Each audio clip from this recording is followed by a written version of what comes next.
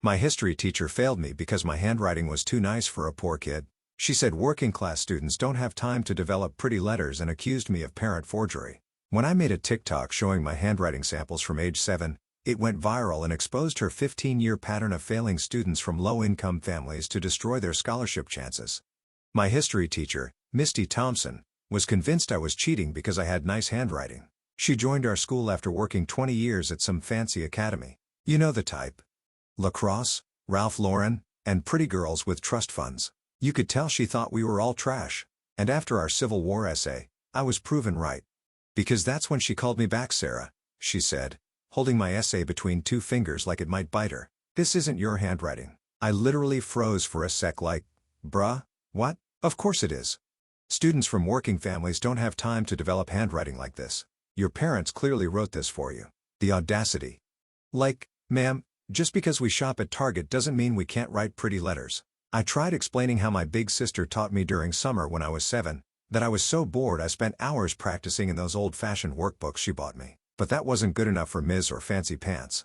I'm giving you a 0 for parent forgery, she announced. I've been teaching for 25 years. I know authentic student work when I see it.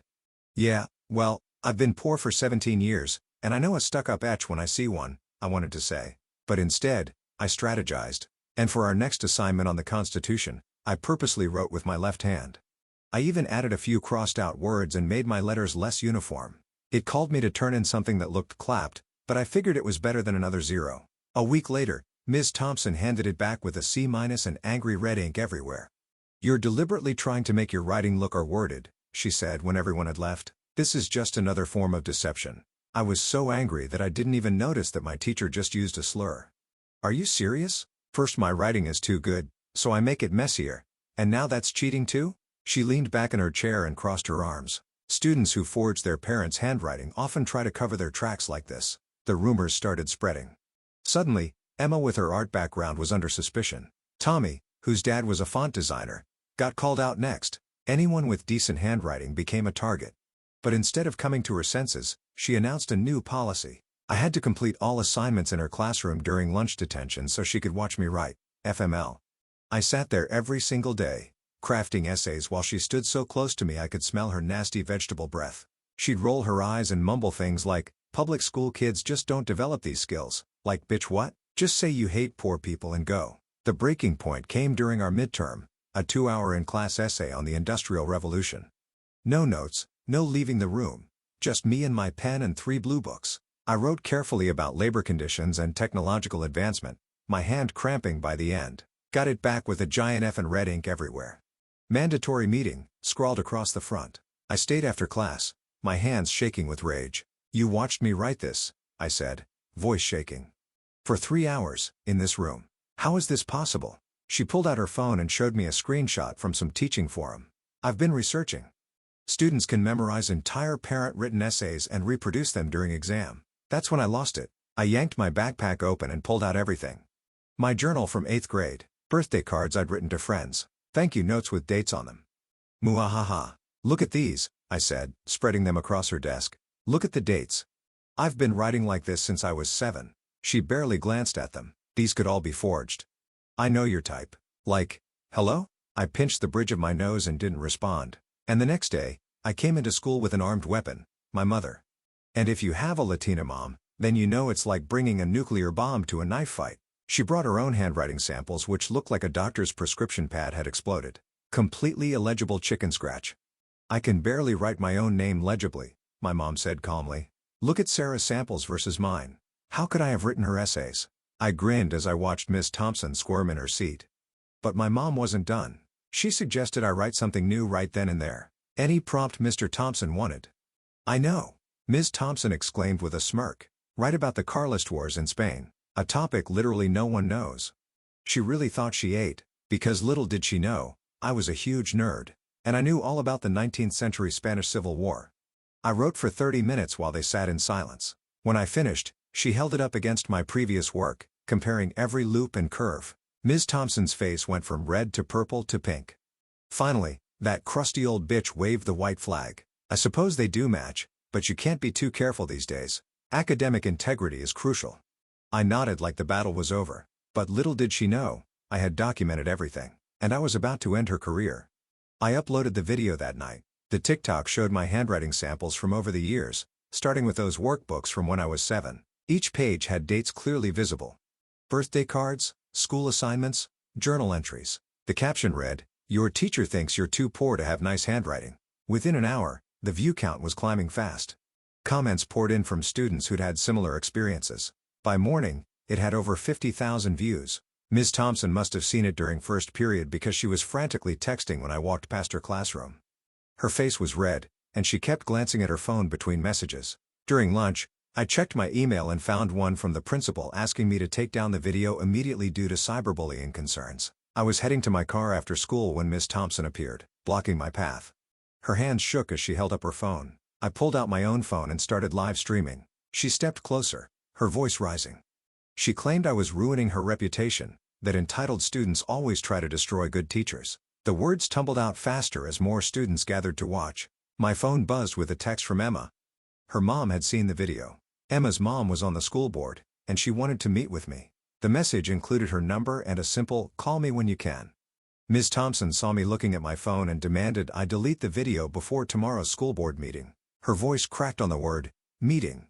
She knew what this could mean. That evening, I sat at my desk, staring at the delete button. The video had reached 200,000 views. Stories poured into my DMs from students across the country, but I also had 17 missed calls from a number I didn't recognize. I decided to leave it up. Within an hour, an email arrived from someone claiming to be Ms. Thompson's lawyer friend. The subject line threatened legal action for defamation. The email used big words to sound scary, but I noticed it came from a Gmail account, not a law firm. The next morning, I arrived early to retrieve my notebook from Ms. Thompson's classroom. The security office was empty, but the door was cracked open. Through the gap, I saw Ms. Thompson at the computer, clicking through files. She was deleting footage from the past month, including all those lunch detentions where she'd watched me write. I stepped into the doorway. She spun around, her face going pale. The panic in her eyes told me everything. She knew I'd caught her destroying evidence. By lunch, my mom had received 3 calls from other parents. Ms. Thompson was calling everyone, claiming I had doctored the evidence, that I was a troubled student who couldn't accept criticism. One parent said their daughter was considering switching out of AP history because of the drama. Tommy found me after school. His dad had run my handwriting samples through font analysis software at his design firm. The results showed perfect consistency across all the years. He handed me a folder with the printouts, scientific proof that my handwriting had developed naturally over time. That evening, my phone buzzed with a message from an unknown number. It was Ms. Thompson's teaching assistant. She wanted to talk but was scared of losing her job. We agreed to meet at the coffee shop downtown. Jay picked me up for our Friday date looking uncomfortable. His parents had seen the video and thought I should just let it go. He kept saying it wasn't worth the trouble, that Ms. Thompson would retire soon anyway. When I asked whose side he was on, he stared at his steering wheel. I spent Saturday afternoon digging through Rate My Teacher reviews. Ms. Thompson's profile went back 15 years. The pattern was obvious. Every few years, comments appeared about unfair grading, especially regarding handwriting. One review from her previous school mentioned a student losing a scholarship over similar accusations. Ms. Thompson scheduled mandatory parent conferences for the following week. The email emphasized that attendance was required for any student with grade disputes. She was trying to control the narrative, to get parents alone where she could spin her version. Monday morning, I discovered my college recommendation letter from Mr. Rodriguez had mysteriously vanished from the guidance office system. The secretary said there must have been a computer glitch, but her eyes wouldn't meet mine. I waited outside the vice principal's office for an hour. When Mrs. Chen finally saw me, she dismissed everything as a personality conflict.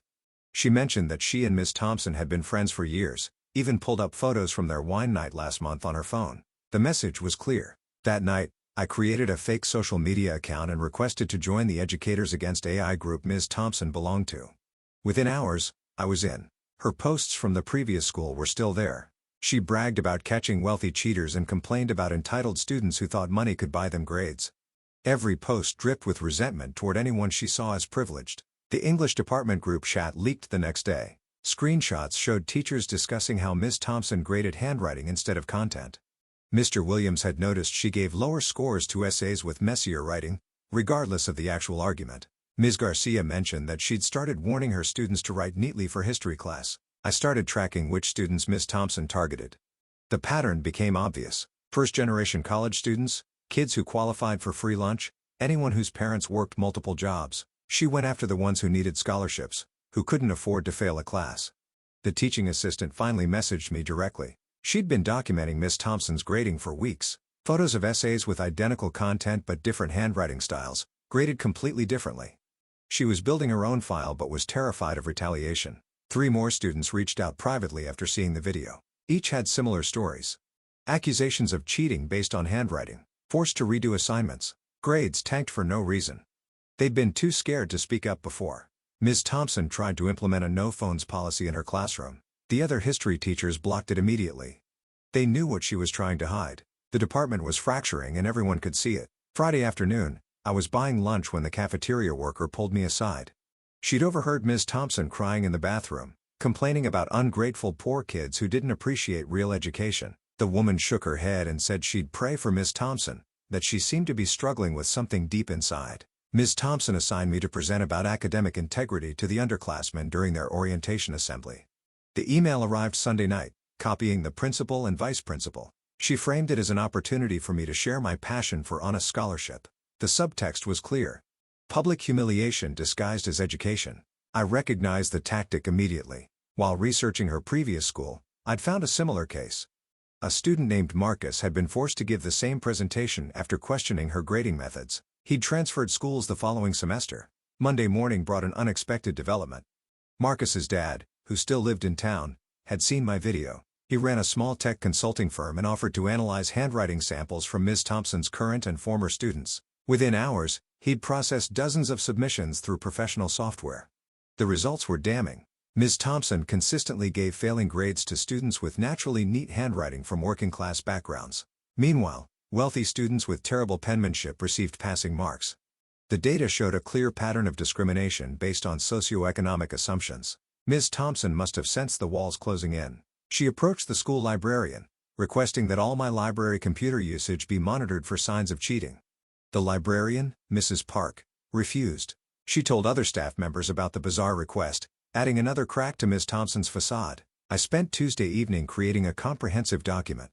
Screenshots of Ms. Thompson's grading rubric revealed her bias in writing. Under authenticity markers, she'd listed characteristics like inconsistent letter spacing and irregular baseline as signs of genuine student work. Essentially, she believed poor kids couldn't write neatly.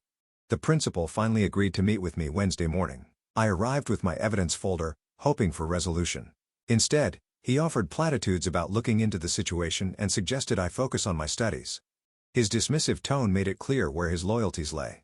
After the meeting, I found myself in the bathroom with 3 other students who'd been targeted. We shared our experiences, each story reinforcing the pattern. Maria had lost her valedictorian standing. David's scholarship applications were jeopardized. Aisha had dropped AP History entirely. We exchanged numbers and started a group chat. That afternoon, I went through old yearbooks in the library. The pattern stretched back years. In every graduating class since Ms. Thompson arrived, minority students and those from working-class families had mysteriously dropped out of AP History at higher rates. The few who remained rarely received AS. Thursday brought a breakthrough. A teacher from Ms. Thompson's previous school reached out through social media. She'd witnessed similar behavior but hadn't spoken up at the time. She provided dates and names, expanding the pattern beyond our school. Ms. Thompson had been targeting vulnerable students for over a decade. During Friday's department meeting, Ms. Thompson's composure finally cracked. When discussing grading standards, she launched into a rant about maintaining academic integrity against students who thought they could fake their way to success. The other teachers exchanged uncomfortable glances as she specifically mentioned students from certain neighborhoods. I maintained my composure throughout the week, attending classes and completing assignments. Other teachers noticed. My English teacher pulled me aside to compliment my maturity in handling the situation. My math teacher offered to write an additional college recommendation to replace the missing one. The parent-teacher conferences loomed next week, creating a natural deadline. Parents were talking, comparing notes about their children's experiences. My mom started a group chat that grew to include over 30 families. They decided to attend the conferences together. Strength in numbers. Security footage from the past month revealed something disturbing. Ms. R. Thompson had been staying after school for hours, obsessively comparing handwriting samples. She'd created elaborate charts tracking loop sizes and slant angles. The janitor mentioned finding stacks of photocopied student work in her classroom trash. During Monday's faculty meeting, her mask slipped completely. When the principal mentioned reviewing grading policies, Ms. Thompson exploded. She ranted about how these people didn't understand real education, how standards were being destroyed. Several teachers recorded her tirade on their phones. I received an email from Ms. Thompson Tuesday morning. She offered a fresh start if I removed the video and apologized publicly. She promised to restore my grades and write a glowing recommendation. The desperation was palpable. I screenshot the email and added it to my evidence file. By Wednesday, teachers throughout the school were quietly questioning Ms. Thompson's methods. The math department analyzed her grade distributions. The science teachers compared notes about students who excelled in their classes but failed history. The evidence mounted from every direction. I spent hours creating a timeline of Ms. Thompson's discriminatory behavior. Each incident connected to scholarship deadlines or college application seasons. She didn't just target students randomly. She systematically sabotaged those who needed high grades for financial aid. The cruelty was calculated. Thursday's development changed everything. Ms. Thompson's teaching assistant, Jennifer, finally broke her silence. She'd been documenting biased grading for months, photographing essays before and after grading. She had proof that Ms. Thompson graded based on names and addresses, not content quality. The pattern was undeniable. Students from certain zip codes received lower grades. Those with ethnic names faced harsher criticism. First-generation college applicants were held to impossible standards. Jennifer had dates, photos, and her own written observations. She'd been building this case quietly, waiting for the right moment. Friday morning, I noticed Ms. Thompson's car in the parking lot before sunrise.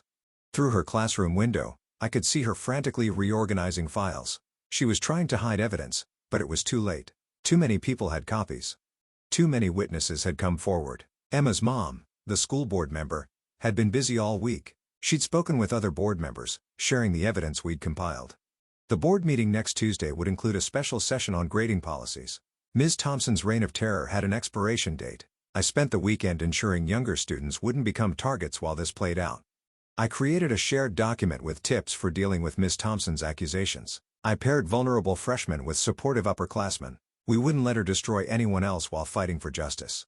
The parent group had grown beyond our school. Parents from Ms. Thompson's previous district joined our chat. They shared stories of children who'd given up on college dreams, who'd internalized messages about not being good enough. The damage extended far beyond failed assignments. Monday arrived with palpable tension. Ms. Thompson's attempts to discredit the video had failed spectacularly. She'd claimed it was edited, but tech-savvy parents verified its authenticity. She'd insisted the handwriting samples were fake, but multiple experts confirmed their legitimacy. Each lie deepened the hole she'd dug. During lunch, Mr. Peterson from the science department approached me. He'd witnessed Ms. Thompson grading papers in the teacher's lounge. She'd marked names before reading essays, assigning grades based on her assumptions about students. He'd photographed the incident and would testify to what he'd seen. The truth was spreading through the school like wildfire. Students who'd suffered in silence found their voices. Teachers who'd noticed problems felt empowered to speak up. Parents who'd accepted their children's failures began questioning the system. Ms. Thompson's carefully constructed facade crumbled piece by piece. Tuesday's school board meeting approached with the force of an avalanche. Parents had organized carpools. Students prepared statements. Teachers gathered evidence. The entire community mobilized around a simple truth. No teacher should destroy futures based on prejudice. I spent Monday evening reviewing everything we'd compiled. Hundreds of pages of evidence. Dozens of witness statements. Years of systematic discrimination documented in detail. Ms. Thompson had no defense against facts. Her own words and actions condemned her. The IT department confirmed what I'd witnessed. Mr. Thompson had deleted security footage using her login credentials. She'd tried to destroy evidence of her behavior during lunch detentions, but the system kept backups she didn't know about. Technology she didn't understand had preserved the truth. That night, I couldn't sleep. Tomorrow's board meeting would determine not just my future, but the futures of countless students. Would the board act on our evidence? Would Ms. Thompson face consequences? Would systemic change protect future generations? The questions swirled endlessly. Tuesday morning arrived gray and drizzly, fitting weather for a reckoning. I dressed carefully, choosing clothes that showed respect for the process. My mom made breakfast, but neither of us ate much. We both understood the gravity of what lay ahead. The school parking lot filled early. Parents arrived in groups, supporting each other. Students gathered in clusters, sharing last-minute encouragement. Even teachers who weren't required to attend showed up. The community had united against injustice. Inside the board meeting room, tension crackled like electricity. Ms. Thompson sat in the front row with someone who looked like a lawyer. Her usual confidence had evaporated. She fidgeted with her papers and avoided eye contact with everyone. The board president called the special session to order. She acknowledged the unprecedented turnout and the serious nature of the allegations. She promised a fair hearing for all parties. The formality of the proceedings added weight to our cause. Parents presented first. They shared stories of children crushed by unfair grades. They showed financial aid letters denied due to GPA requirements. They displayed college rejection letters that might have been acceptances. The human cost of Ms. Thompson's prejudice became undeniable. Students spoke next. Voice after voice described the same pattern. Accusations based on handwriting. Grades that didn't match effort or knowledge. Dreams deferred or destroyed. Some cried while speaking. Others channeled their pain into powerful testimony. Teachers presented the academic evidence. Grade distributions that defied statistical probability. Evaluation methods that violated district policy. Documentation of discriminatory statements. Their professional analysis stripped away any pretense of legitimate pedagogy. When the board called for Ms. Thompson's response, her lawyer spoke first. He argued about mob mentality and rushed to judgment. He claimed personality conflicts had been blown out of proportion. His polished words felt hollow against the mountain of evidence. Ms. Thompson finally spoke for herself. She insisted she'd maintained high standards. She claimed students today expected easy grades. She portrayed herself as a victim of entitled children and helicopter parents. Not once did she address the specific evidence against her. The board asked pointed questions. Why did her grading patterns show clear socioeconomic bias? How did she explain the security footage deletion? What justified her comments about poor students? Ms. Thompson's answers grew increasingly incoherent. During a brief recess, I overheard Ms. Thompson on the phone. She was trying to contact former colleagues for character references. From her side of the conversation, it seemed no one wanted to help. Her professional network had abandoned her. The hearing resumed with additional testimony. The teaching assistant presented her documentation. The IT department confirmed the deleted footage. Former students from her previous school joined via video call. Each piece of evidence built an insurmountable case. As the evidence mounted, Ms. Thompson's lawyer requested a private conference with the board. They disappeared into a side room for 20 minutes. When they returned, Ms. Thompson looked defeated. Whatever deal he'd tried to negotiate had failed. The board president announced they would deliberate immediately. The room buzzed with nervous energy as we waited. Parents held hands. Students checked their phones. Teachers graded papers to pass time. Everyone understood we'd reached a pivotal moment. After an hour, the board returned. The president's expression was grave but determined. She announced that the evidence clearly showed a pattern of discriminatory grading practices. Ms. Thompson would be placed on administrative leave immediately, pending a full investigation. But they didn't stop there. The board announced a comprehensive review of grading policies district-wide. They mandated bias training for all teachers. They established an anonymous reporting system for grade disputes. They promised systematic change to prevent future discrimination. Ms. Thompson's face cycled through emotions: shock, anger, disbelief, and finally something like recognition. Her lawyer whispered urgently in her ear, but she waved him off. She gathered her things and walked out without a word. The room erupted in a mixture of tears and celebration. Parents hugged their children. Students thanked teachers who'd supported them. The community had achieved something remarkable through collective action. Justice had prevailed through persistence and truth. The board's decision triggered immediate action throughout the school. Ms. Thompson cleared out her classroom that same evening. Boxes stacked in the hallway as she worked alone. I watched from across the courtyard as she loaded her car. Her movements mechanical and defeated. Wednesday morning brought unexpected visitors. Former students from Ms. Thompson's previous school arrived to share their experiences with our administration. One woman, now in her 30s, explained how Ms. Thompson's accusations had derailed her college plans. She'd believed for years that her handwriting proved she wasn't smart enough for higher education. The teaching assistant, Jennifer, met with the principal to formally present her documentation. She'd photographed over 200 graded assignments showing clear bias patterns. Students with addresses from certain neighborhoods consistently received lower grades, regardless of content quality. The evidence was overwhelming and undeniable. My phone buzzed constantly with messages from students who'd suffered under Ms. Thompson's prejudice. They shared stories of changed majors, abandoned scholarship applications, and shattered confidence. Each message reinforced the importance of what we'd accomplished together. Thursday afternoon, the district announced mandatory retraining for all teachers on unconscious bias and fair grading practices. The sessions would begin immediately, with follow-up evaluations throughout the year. Real change was happening, not just empty promises. I spent hours helping other students file formal grade appeals. We organized the evidence systematically, creating individual packets for each affected student. The administration promised expedited reviews, understanding that college applications depended on corrected transcripts. Ms. Thompson made one final attempt to salvage her reputation. She sent a mass email to parents claiming she'd been unfairly targeted by students who couldn't meet high standards. The email backfired spectacularly when parents compared notes and realized she'd sent different versions with contradictory claims. Friday brought news that shook everyone. An anonymous teacher from Ms. Thompson's previous district leaked internal documents showing she'd been quietly transferred after similar incidents. The district had chosen to pass the problem along rather than address it directly. The pattern of enabling stretched back 15 years. The school board called an emergency session to address the systemic failures that allowed Miss A. Thompson to continue teaching despite repeated complaints.